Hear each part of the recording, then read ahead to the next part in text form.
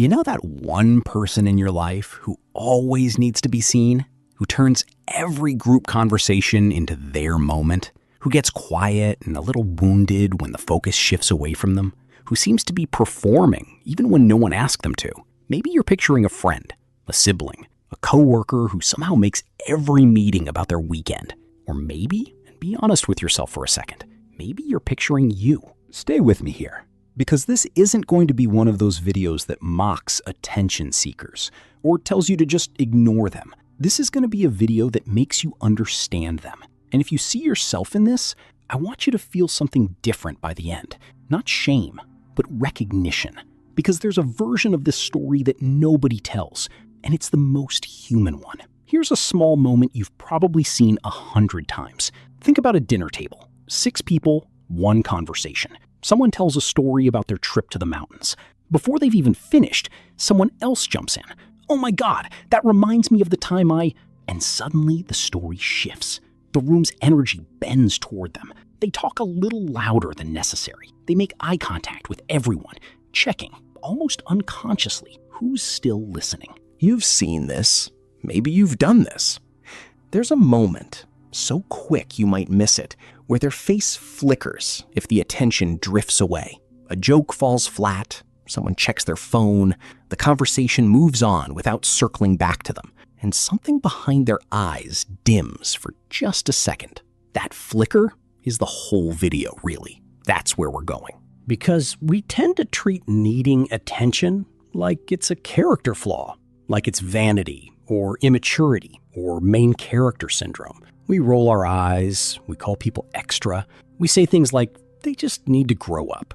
But here's the thing psychology keeps circling back to again and again in study after study on human connection. Attention was never actually about ego. It was about survival. Let that sit for a second, because it changes everything. When we were infants, attention wasn't a luxury. It was oxygen.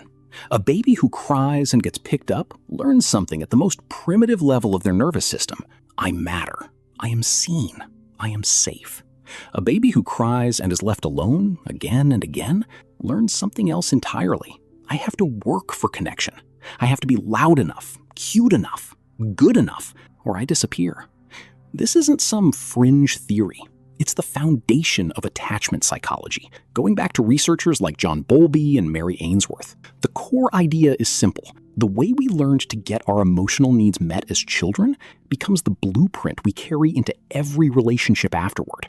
Not because we choose to, because our nervous system doesn't know any other way. So when someone grows up into an adult who constantly needs attention, who fills silences, who exaggerates stories, who needs to be the funniest, the most impressive, the most tragic, the most something in the room, you're not looking at arrogance. You're looking at a nervous system that learned a long time ago that being invisible was dangerous. Real quick, before we go on, if that explanation just made something click for you, that's exactly what this channel is for. Hit subscribe if you want more of these. Now, let's see what this actually looks like in real life. Think about the friend who posts constantly on social media. Every meal, every outfit, every mundane Tuesday. We call this attention seeking, like it's a diagnosis. But look closer. Often this is someone checking in real time whether they still exist in other people's minds. Every like is a tiny yes, we still see you. Every lack of response can feel not logically, but emotionally, like confirmation of an old fear.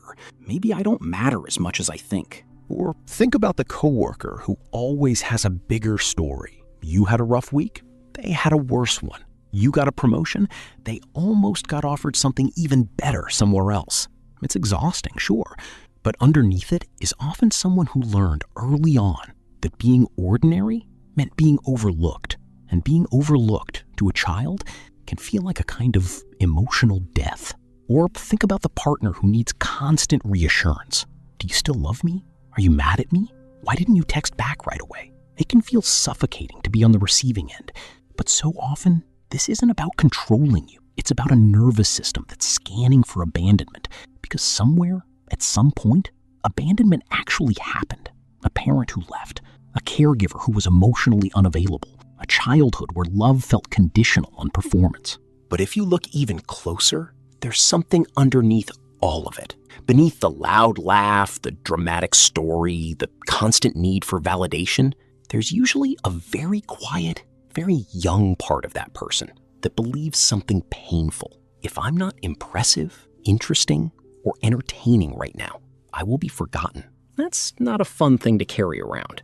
Imagine walking through your entire life with a quiet background hum of prove you're worth staying for. Every room you walk into, some part of you is auditioning. Every conversation, some part of you is measuring your value by how much space you were allowed to take up.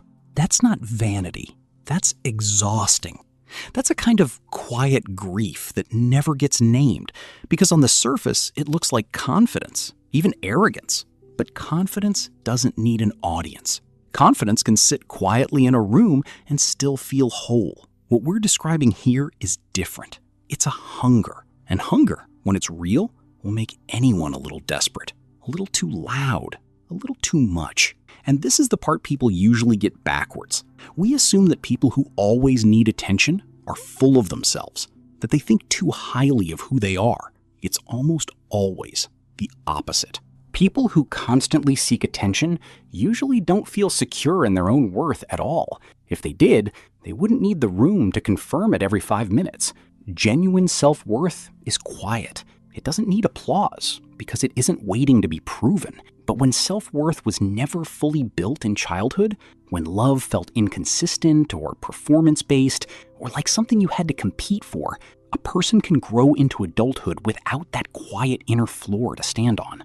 So they build an external one instead. Attention becomes the floor. Validation becomes the floor. And floors made of other people's reactions are by nature unstable because you can't control other people's reactions. You can only chase them. This is why attention-seeking behavior often looks insatiable. It's not that the person is greedy, it's that no amount of attention actually fixes the original wound. Because the wound isn't, I don't have enough attention. The wound is, I don't believe I'm enough without it. Those are two very different problems, and only one of them can be solved by other people. So, knowing all this, what actually helps?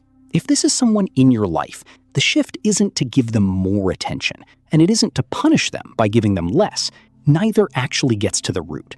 What tends to help, gently, is consistency, not performance-based praise. Wow, you're so funny, you're so talented, but quieter, steadier forms of acknowledgement.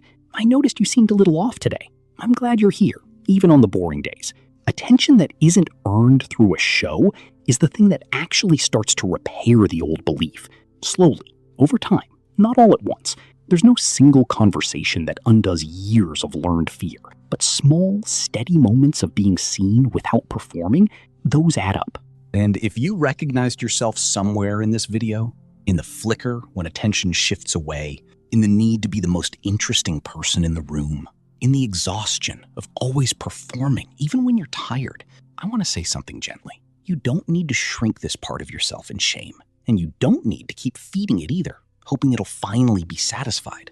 What you actually need is something quieter than either of those options. You need to start noticing the moments when you don't perform and you're still okay. The silence at the dinner table where you don't jump in and the world doesn't end.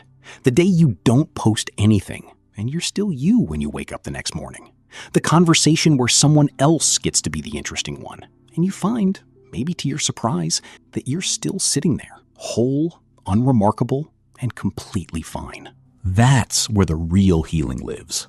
Not in getting louder, not in getting quieter out of guilt, but in slowly, patiently proving to that young part of you, the part still waiting to be noticed, that it was never actually in danger of disappearing.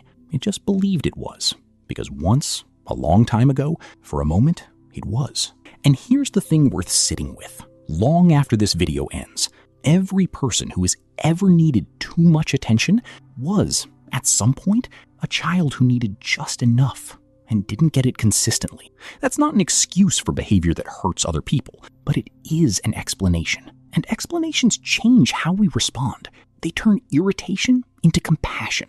They turn, why are they like this, into what happened to them. Maybe the real work for the people around them and for anyone who recognizes this pattern in themselves isn't to fix the need for attention at all. Maybe it's to finally give that old, quiet part of us what it actually wanted all along. Not applause, not performance, just presence. Steady, unconditional, undramatic presence. The kind that says, you don't have to be interesting for me to stay. If this video helped you understand someone a little better, or maybe understand yourself a little better, let it sit with you for a while before you scroll to the next thing. Sometimes the most healing form of attention is the kind we finally learn to give ourselves.